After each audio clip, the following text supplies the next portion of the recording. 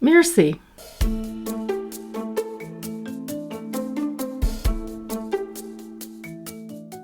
When we tell that story, we almost immediately assume it to be some kind of absolute truth, as if we had nothing to do with where that story came from. And what's really interesting is that we are equally committed to the stories we tell that do not serve us as we are to the stories that are the causes of our greatest success. Hi, I'm Dr. Irena O'Brien, and you're listening to Neuroscience of Coaching. I'm a cognitive neuroscientist with almost 30 years of study and practice in neuroscience and psychology. And as the founder of the Neuroscience School, I teach coaches and other wellness professionals real-world, evidence-based strategies to use in their own practices. In each episode, I invite a seasoned coach to discuss a topic that affects our field, and together, we provide you with science-based tools to help your clients reach their goals by working with their brains to create results that last. Today, we're revisiting the amazing way the human brain responds to storytelling. We first covered this topic in my episode with Renee Thornborough, who is a pioneer in life coaching for children. She has developed many fascinating and effective story-based coaching techniques that are particularly useful for kids.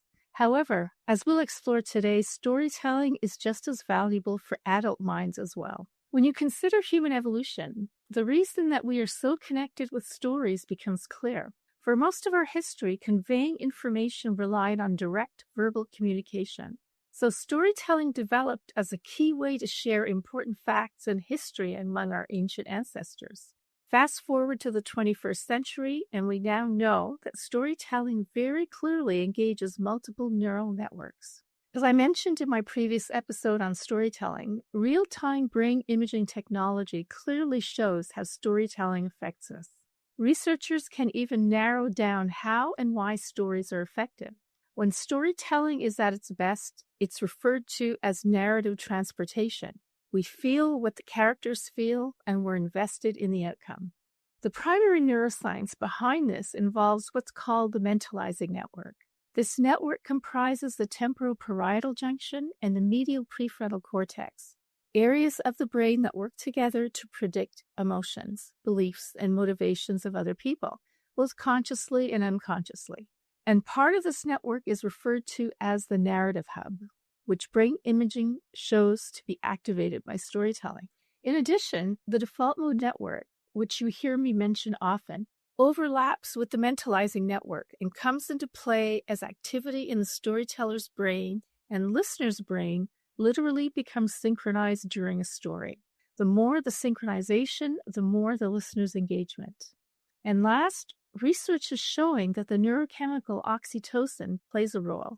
Oxytocin is often referred to as the quote-unquote love hormone because it's connected to trust, bonding, and empathy. Interestingly, we now know that an emotional story triggers the release of oxytocin. When you think of the neuroscience, we start to realize how a powerful story can motivate people to donate money to a cause, bring millions of people together to achieve a goal, or induce people to binge watch Netflix or YouTube. So let's dive into this topic today to explore how storytelling can play a role in our coaching. And for this, I have with me someone who is literally a story coach.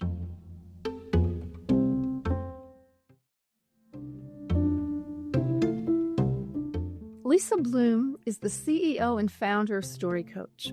For decades, she has helped corporate executives, entrepreneurs, and coaches master the important but overlooked skill of business storytelling.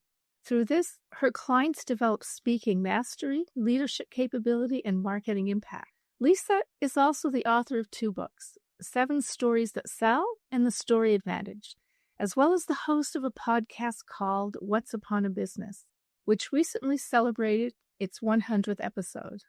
Lisa, thank you so much for joining me today on the show.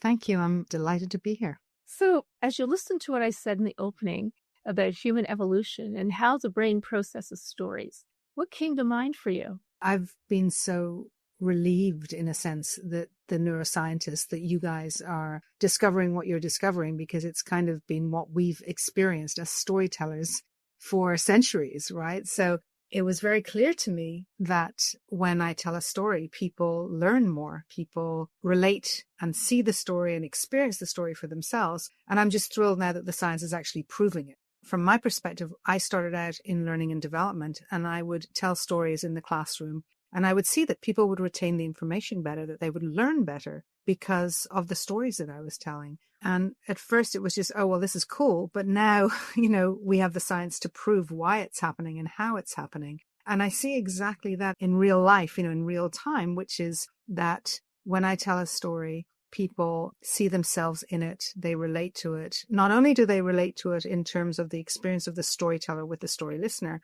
but all story listeners have that same experience of going on that path, going on the journey and experiencing the story. So it's just very, very powerful as a coaching tool. Yeah, exactly. So mainstream education often teaches us to just focus on facts. So do you find it difficult to get coaches to understand the power of stories? And if so, how do you get them around this? I don't find it difficult because it's something that's very intuitive. And I think we are all storytellers. And I find that when I introduce coaches to the concept of storytelling, then intuitively they feel like, oh, yeah, that makes sense. But I want to speak to two different types of storytelling within the coaching world. So on the one hand, there's the storytelling where if you can tell a powerful story, you can actually attract more clients. You can draw people into your world as a coach, and you can actually help your clients see the potential, see the possibility within the coaching work, because as you tell stories, they identify with the protagonist, they go on that journey, and they really feel they can connect with that. But there's another layer of story coaching that's really important. And I believe that most coaches, when they hear me speak about it, they're like, oh yeah, that feels true. And that is the story we tell ourselves, the inner story. And so what happens is that we have these experiences and we go tell someone, because that's a basic kind of human response to having an experience, is you go tell someone. And in that telling, we forget that what we tell is only a tiny % of actual truth or perfectly related to what we've experienced, and the rest is the story we tell about it. And then sometimes we get stuck in telling a story that doesn't serve us. And so story coaching is where you go in and you help people see their inner stories and then transform them so that they can more powerfully tell a story of their experience that will actually push them forward and kind of help them break through rather than keep them stuck. Break through in what way? Well, if you're telling a story that is sabotaging the reality that you're experiencing, I can give you an example. Probably an example will be the best way. So when I became a storyteller, I trained as a storyteller. I remember finding myself on a stage, one of the first times I ever was on a stage to speak as a storyteller, and it went very well. And yet while I was speaking, I had this incredibly strong sense, this strong kind of voice in my head that was saying, oh, you're a fake. And I couldn't understand where it was coming from because I was really happy to be there and I felt like I was doing a good job. So why would I be a fake? And yet there was this inner story telling me that I was a fake. And so I sat with it for a few days and I tried to figure out where that story came from. And then I remembered that when I was a child, there was this particular evening, we'd had some guests for dinner. And one of the guests turned around to my older sister and said to her, so what are you going to be when you grow up? I must have been very young. And my sister said, oh, I'm going to be on stage. I'm going to be an actor. And I remember distinctly thinking two things. One, oh, I wanted to be on stage. That she's kind of said it before me. And two, I distinctly remember thinking, okay, if she's an actor, then I can't be an actor because there's only ever one actor in a family. And therefore, anything that I might want to do in that whole area of being on stage was not really my job. And that was an inner story that I played for a long, long time, even though my sister had nothing to do with acting, nothing to do with stages. I was always interested in theatre and acting and performing. And it was only years later when I found myself calling myself a fake that I realized that I was hanging on to this very old and quite ridiculous story, this inner story that I wasn't even aware of, but yet it was kind of pushing me towards a direction that wasn't correct or right or connected to even to reality. And so in remembering that story, I was able to let go of it and see how kind of ridiculous and outdated it was. And that story shifted. And then I could stop feeling like a fake when I was doing the thing that I kind of felt like, oh yeah, I can do this and this is fun and this is great. Yeah. So do you have an example of a story that had a big impact on you and what made it so powerful? I've always been very impacted by fairy tales and folk tales and those kinds of stories because they're just very powerful. They come through the ages and through cultures and so on. But I remember as a child being really interested in like asking people questions like, so what was it like when you were growing up in such and such a place? I would ask my grandmother, I'd ask my aunts and so on. And I remember as a very young child doing a project in school about folklore. And we were told to go and speak to people and hear stories. And I was in primary school. I probably wasn't more than 8 or 9 years old. And I remember going to somebody who seemed to me to be very old at the time. They probably weren't at all.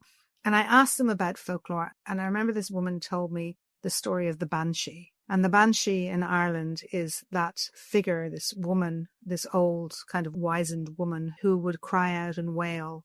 And it was a sign that somebody in the village was going to die. And I was fascinated by this idea that there were these spirits or that there were these figures that would come. And people believed, to this day, they believe that the banshees exist. And it was really interesting because some years later, my mother actually took me to see a witch. And it all connected to me around kind of these stories that were alive in my life. So it's not really connected to coaching necessarily, but it's more connected to just being really riveted by story and the experience of story. And I believe we've all had these stories in our childhood and stories in our lives that have had a huge impact on us. Similarly to the Narnia story, The Lion, the Witch and the Wardrobe. My father had a store and it had coats hanging up in a wardrobe. And I, as a young child, I remember myself going in amongst the coats and looking for the door into Narnia because I felt like there was always going to be another world somewhere and I could find that world. And in some ways, I kind of relate that to discovering the world of coaching and discovering, oh, there's this whole world going on behind the world where we can open up possibilities and we can become different people almost and do different things. And so it all connects for me. The stories always connect. So what's a good example of how coaches can use storytelling to improve their practice? Well, so again, there's 2 different ways to use storytelling within the coaching practice. And one is what I call the kind of the outer story, the story out, which is how do you talk about your coaching in a way that is compelling and in a way that's going to attract clients? And that means instilling story into everything you do when you reach out. So whether it's talking about your coaching, telling your clients' stories, telling your own stories around how you came to coaching, and being more compelling in the way you talk about it. As coaches, we tend to talk about coaching in a very processed way. And we talk about, what's involved in coaching rather than talking about the actual transformation. And the best way to describe a transformation is through the story of a transformation. So that's one way that's really important and really powerful for coaches. And then the other way is to be cognizant of your own inner stories and to really listen to the stories of your clients. There's a lot of coach training courses and schools that will tell you the client story is a distraction. And I really strongly disagree with that. I don't think the client story is a distraction. I think the client story, it's almost like this magic key that opens up a whole world of how they're seeing the world and how they're experiencing the world. And so when you can open it up and explore the story, you help people really see themselves and see what their desires are, what their vision is, and also what's limiting them and what might be getting in their way. Yeah. In the courses that I give, even though I'm talking about neuroscience and I present neuroscience, I try and present the whole module as a story from beginning to end so that everything is related to everything else and it's not just piecemeal facts that they're getting. And it seems to be working. I love that. Yeah, I love that. And I think particularly as a coach, when you are doing courses or when you're speaking, like there's so many opportunities to bring story in. There's nothing more powerful than a story when you're starting off a talk. There's just so many ways to use story when you're introducing your course, as you described, when you're building your curriculum, and also when you're doing things like sales pages and websites and social media. You add story and you're adding engagement and just much more of your personality and much more of that special thing that you bring, that only you bring to the work you do.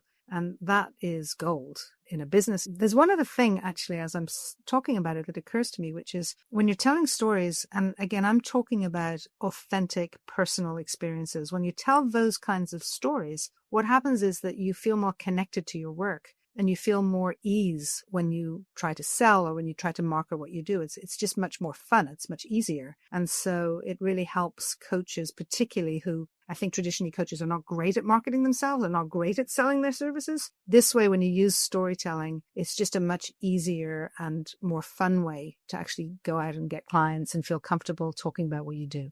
If you had to give our listeners one key tip for telling better stories, what would that be? That's a really hard question because there's so many things that I could share. So a tip to kind of finding the stories that are within them, because sometimes people come to me and coaches come to me and they say, I'd like to use storytelling, but I haven't had a near-death experience. I haven't had these crazy extreme experiences that would create a compelling story. And I always say that, you don't have to. In fact, ideally, none of us would have a near-death experience, and we want to keep safe and we want to keep well. And the truth is that wonderful stories come from these mundane moments. I call them, turning the mundane into magic through story. And the trick of finding those moments is to pay attention to when you notice something and you feel an emotional shift. It could be a conversation you have, or it could be something you witness. Every day we're having what I call these pivotal moments where we feel a shift, where the world is not quite the same after as it was before. And that's the seed of great stories. So I always say to people, notice when you feel that shift, when something happens that's slightly unexpected, because that's where your stories lie. And when you explore that and when you start building out and crafting those stories, then suddenly you'll see your life is full of stories, even if you think you have none. And so my tip is really just to start paying attention to these moments and then think about how that could develop into something that would be very, very compelling for your clients and draw them into the work you do. When we're selling our stuff, right, our service, our coaching or our program, we're often told to tell a story about how we got into this line of work and why we developed this program.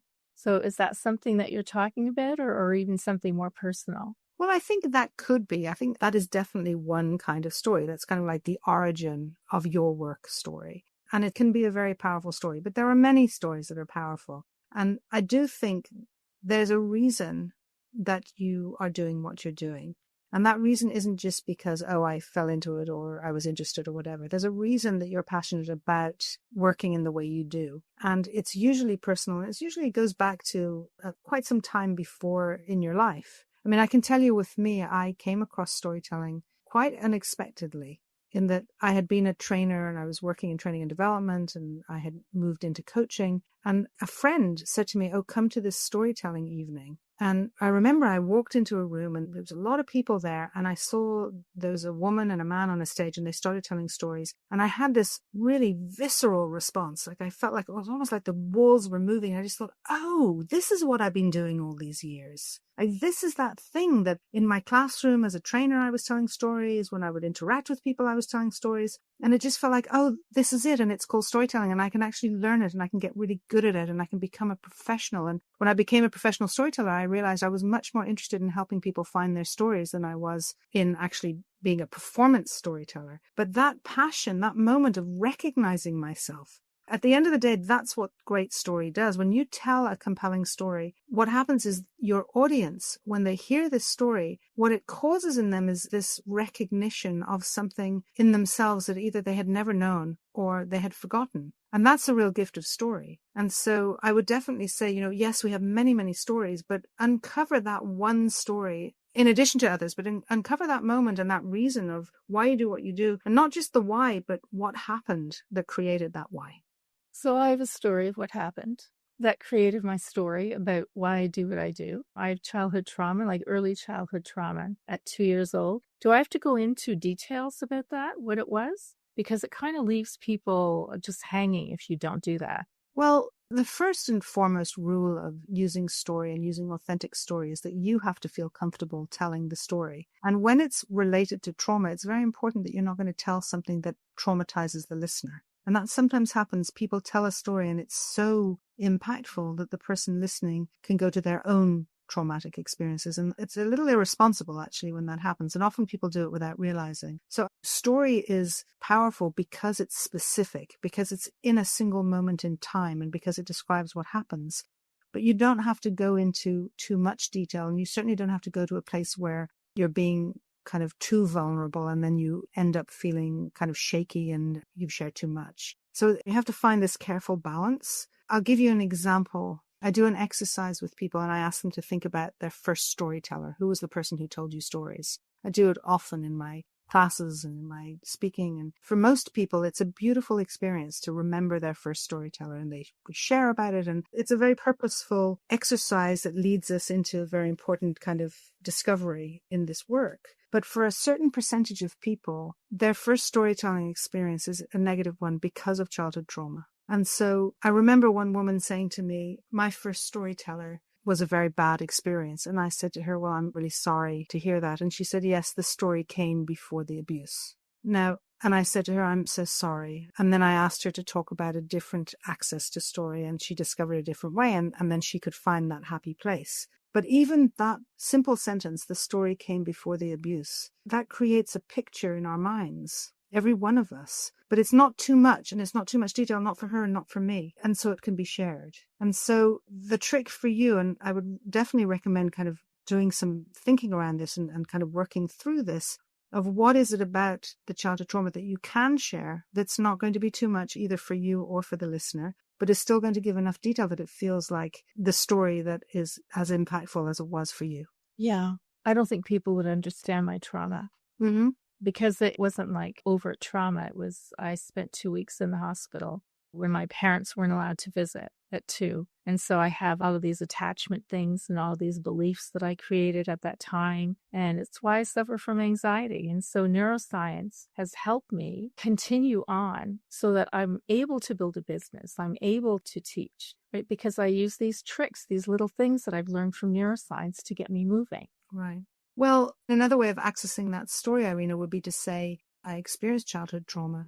And then you could tell the story of how you discovered neuroscience, like that moment where you discovered something, maybe during your studies or maybe during therapy or something that was like, there are tactics and there are skills I can learn and it can help me and I can cope with the anxiety. And like you can tell different moments in that journey if you don't want to go back to the early childhood experience. Like our experiences are so multifaceted. That's why we don't ever have one story that describes everything in our lives and everything in our business. We have lots of stories. And so I always say, like, find out what the topic is that you want to talk about that's going to impact your audience, and then look for the experience that you feel comfortable sharing, and look for the moment in that experience that really describes the shift that happened in you, and tell that story. Yeah, I often tell that story. So, and it does work. The other story I tell is just about my anxiety, and that's why I tend to read my notes. And the first time that I told that story, and it was an in-person speaking engagement, I had tons of people come up to me after that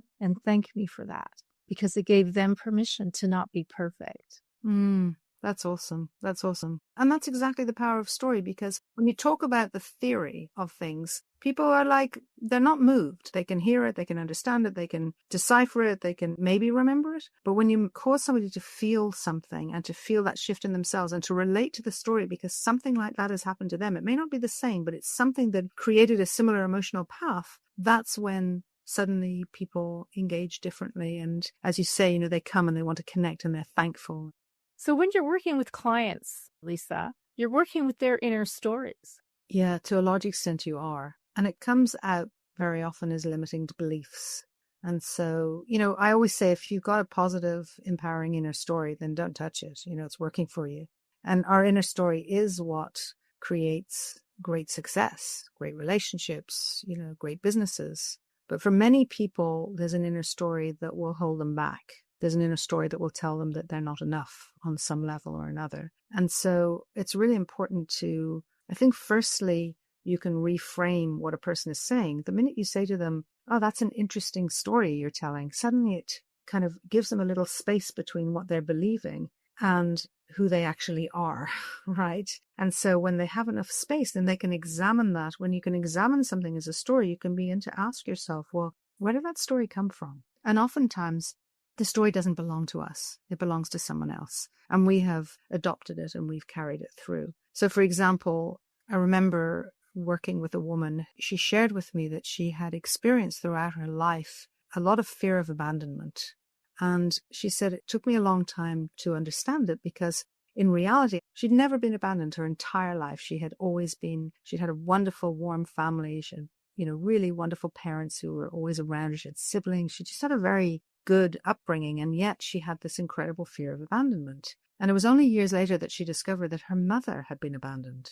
Her mother had been left somewhere during the Second World War. She'd been left to the protection of somebody else, and her parents had never been able to come back. Her parents were killed in the war. And so her mother went through her life with a fear of abandonment, and somehow she had passed it on to her daughter. And so it was only her daughter who as a middle-aged woman, came to the realization of this is generational trauma, and I've actually inherited this fear from my mother. And so the minute she could identify what she was experiencing as this story, in a sense, that she had received from someone else, it didn't belong to her. And there's so many examples of, somebody who says, oh, I'm just not smart. And I would say, oh, that's an interesting story you're telling. Where did that come from? And then they're like, oh yeah, where did that come from? And then they remember their first grade teacher who said, well, you're this is the smart one and this is the stupid one in the class. And we all have experiences like that in early childhood or in our families where we carry on a story that's being told to us. Similar to the story I told about me not being allowed to be on stage because somehow I believed that there was only one person in a family that could be on a stage and that wasn't going to be me. I carried on this ridiculous story. It wasn't real in any way. And the story that somebody else chooses to tell of you at any point in your life, we adopt those stories as if they're ours, and often they're not. They don't belong to us at all. And so when you begin to examine the stories, you start seeing that this inner story that's sabotaging my dreams, my desires, my ability to do things is not even my story in the first place. And then there's various different ways of diffusing that story and being able to let it go. I like that, because what you're doing, in effect, is you're getting them to take a step back from the story and look at it more objectively, right? Because their inner story, they are in the story. And that's impossible, really, to look at it objectively when you're in the story. Yeah, and I mean, you can play with it in so many ways, because when you're using story as a tool, and I even teach this to coaches, like you can look at the different elements of story and you can really dissect a story and pull it apart. So, for example, if you think about character in story, usually we tell the story where we play a particular character in the story. So I remember having a client years ago, and she had this incredibly difficult, conflictual experience where somebody had come to, fix the heater in her house. And this guy had come in and he'd made a mess and he'd left dirt on the carpet and he was obnoxious and he was this and that. And she was so incensed by this whole experience. And I said to her, okay, you've just told me the whole story. Now tell me the story from the perspective of the guy, be his character. Tell me his story. And then suddenly she completely detaches from her experience and she tells the story from his perspective. I'm like, oh, okay, that's interesting. Now tell me the story from the perspective of your dog. And she started laughing. And already we're diffusing the power of this story. And so by the time she told the story from the perspective of the dog and the perspective of the guy who came to fix the heater and her own story, suddenly it was much lighter. And she began to see that she had imposed on this whole story so much angst and so much anger and so much resentment, and it just stopped having any power over her. And she left the session feeling like, oh gosh, why am I getting upset over something so ridiculous? So there's all kinds of ways of playing with this as a tool when we look at these stories we tell, because when we share an experience, which is, as I said before, it's a tiny percentage of that experience is actual reality. The rest is the story we've chosen to tell in that moment. When we tell that story, we almost immediately assume it to be some kind of absolute truth, as if we had nothing to do with where that story came from. And what's really interesting is that we are equally committed to the stories we tell that do not serve us as we are to the stories that are the causes of our greatest success. We get so committed to these stories as if they're truth. And so when you begin to explore and go in and kind of deep dive into these stories, all kinds of interesting things happen. And it's just a very powerful coaching tool. And what I love about it is that it sits on all the science of how our brains work and I'm not the scientist here, like I don't know all the details, but I know enough to be able to share with people how this story creates new neural pathways. So suddenly the new story, and it's not making up stuff, but it's looking at stuff from a different perspective, suddenly becomes a new reality, and it opens up all kinds of possibility. So that's like super exciting for me. Yeah, so I like how you worked with that woman. So what you did was that you encouraged her to mentalize. So mentalizing is a skill that we acquire at around age 5 to 7, and it's the ability to take another person's perspective, right? And she was locked into her perspective. And then you asked her to take his perspective, and it completely changed the story. Yeah.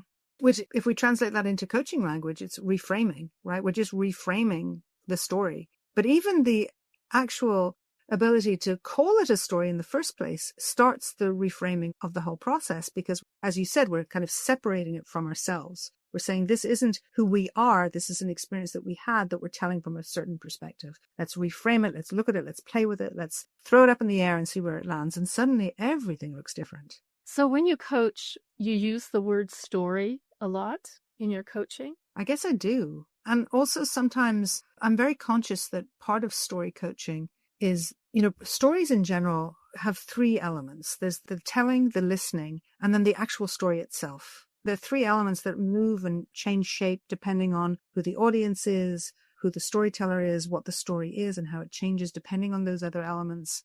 And so a big part of storytelling is actually story listening. And so as a story coach, as somebody who uses storytelling intentionally in their coaching, a big part of it is just simply listening for the story. And you don't have to use the word story, but just listening powerfully, intentionally for how a person is choosing to tell the experience that they've had. And then use the tools. Very rarely would I say to a client, oh, let me tell you a story. But I'll share something with them that with a very specific intention to help them see a possibility that they weren't seeing before.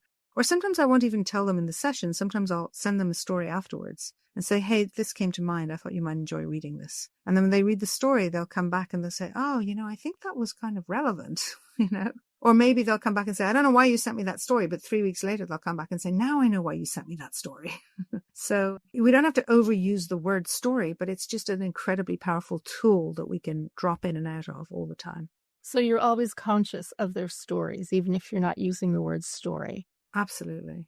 I mean, in the same way that I'm conscious of everybody's stories, it's a lens that I see the world through now. I've been doing this work for so long that I see it through that lens. People are telling stories all the time and they're living by stories all the time. And as I said, sometimes they're great, but sometimes they're not so hot and we have to help them see through them. Yeah, I hadn't thought of that we live by our stories.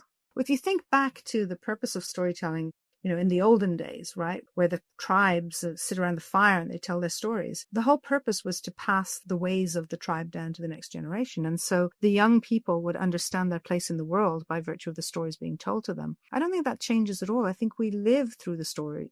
We understand and we make meaning through stories. And I know that you probably have lots of science behind how we do that, but meaning making is one of the biggest purposes of storytelling. And so it's a very natural tool to use in coaching. Yeah, and we are meaning makers. Absolutely. So finally, Lisa, is there anything else you'd like to say to our listeners? Well, listen out for the stories around you and just begin to pay attention. I had an incredible gift given to me by a coach many, many years ago when I was starting my business. She said to me, Lisa, if you want to build an audience, if you want to build your business, you need to write stories every week. Send them out to your list, send them out to your community. And at the time, my response to that was, my life isn't that interesting. How am I going to write a story every week? And she just said, oh, I trust you. You'll find it. And from that moment on, for 10 years, without a break, I wrote a story every week and I sent it out to my list. And I'm back now with a break of a few years in between doing the same thing, sending out stories every week. And it's not that my life got any more interesting. It's that I began to notice the stories around me. And what happened as a result of that was, firstly, I had material that I could use to build my business, which was awesome because people still comment and say, they love the stories. But what was even more important was that it started to help me notice these moments that are in every day of our lives. And those moments helped me bring an attention and a presence to my life that really changed things. And I was very grateful for that. So I guess I want to pass that on to the listeners to just say, notice the moments, the pivotal moments where you feel a shift and you start noticing the stories in your life, because it'll give you material to use and to use in your coaching and to use in your business. But more importantly, it will give you the presence to notice the amazing things that are happening to you. So what kind of stories were you sending out? Everything from, oh my goodness, it's like something happens and I realize, oh, that's kind of interesting. So I'll just tell you, I remember one of my kids had a little kind of lump on their leg and I was concerned about it. It just appeared out of nowhere. And I remember that morning getting up early and going for a walk with my dog and realizing I was going to have to call the doctor and make an appointment. And I go for a walk with my dog. I'm in this beautiful place. And suddenly I realize my stomach is clenched. My heart is thumping. I'm feeling hot and cold. And it's because I started thinking about what it could be, right? And I started going in this direction. I mean, I was imagining things in my head that I don't even want to say out loud. And so I'm in this beautiful environment, gorgeous nature, sweet dog, walking out 7 a.m. before the kids are up. Everything is perfect. And I'm having a panic attack because I'm imagining the worst case scenario. And I remember I wrote about it because I came back and I realized, what happens when we let our imagination run wild? It's insane. And of course I came back, we went to the doctor. He said it was nothing, it was absolutely nothing. It disappeared 2 days later or whatever it was. But the power of our minds to take us to a place that does not serve us. And what can we do about that? So I turned that moment of a moment of self-awareness into what would be useful for my audience in terms of understanding story, understanding the power of coaching, understanding the power of just self-management and being able to pull back this craziness. And so there's so many things that happen in our lives every day, and it's a mundane moment. It's a nothing moment. But when we notice how we feel and we notice the shift that happens, and then we're able to turn it into a story, then it becomes really powerful because people can relate to that. I mean, when I was telling that story, you were nodding. You were nodding and saying, yeah, I get that, right? We've all experienced that, this moment where our mind goes off the rails and we get panicked and upset and for no reason. It was a beautiful day. Yeah, so you have a point to make when you're telling the story, although you start from the story. I start from the story, and it's delivering a message that is relevant to my audience. And by the way, that is the most important thing about story. It has to be relevant to the audience. And so sometimes you have to reverse engineer. You find out, what is the thing that's relevant to the audience? Okay, I've got it. Now, what's the experience that I can tell that will lead me to that point? Because it's never about serving yourself. It's never about telling the story for the purpose of being the storyteller and telling this wild story. It's always about being of service to your audience, being of service to the client, to be able to tell the story that's going to help them see something in themselves that will move them and allow them to see the possibility and allow them to see who they really are. So it's very deliberate, intentional. Absolutely. Intentional. Yeah. Yeah. So that was really helpful. The perfect way to close out the show today. So thank you. What's the best way for listeners to learn more about you and what you do? Sure. Well, they can go to my website, which is story-coach.com. And there's all kinds of interesting things there. And I have a book called The Story Advantage. They can download the audio and a little toolkit for free from there. Okay. Thank you for that. So thank you, everyone, for listening. It's easy to think of stories as entertainment, like TV, movies, and books. But we tend to forget that stories are all around us all the time. On a daily basis, we're surrounded by stories in the form of news, ads, social media, memes, stand-up comedy, fundraising efforts, and of course, casual conversation among friends. So it's no exaggeration to say that getting better at storytelling will lead to greater engagement in your efforts. This could be promoting your business, supporting your clients, or just trying to persuade a friend to join you for an event. Whatever the case, success is in the story. Neuroscience and brain imaging show us that stories are the most effective way to convey information, create social bonding, and process emotions. People retain information better when it's effectively wrapped in a story instead of simply presented as facts. And as coaches, we know that our inner voice is a very powerful form of storytelling. Our self-talk has a profound impact on our well-being and lives. So I hope you've enjoyed this episode and come away with some insights, inspiration, and key tips for becoming a better storyteller. And as with all things, it's a matter of practice. So start incorporating more stories into your work and life. Keep honing this skill and see how you accomplish more as a result.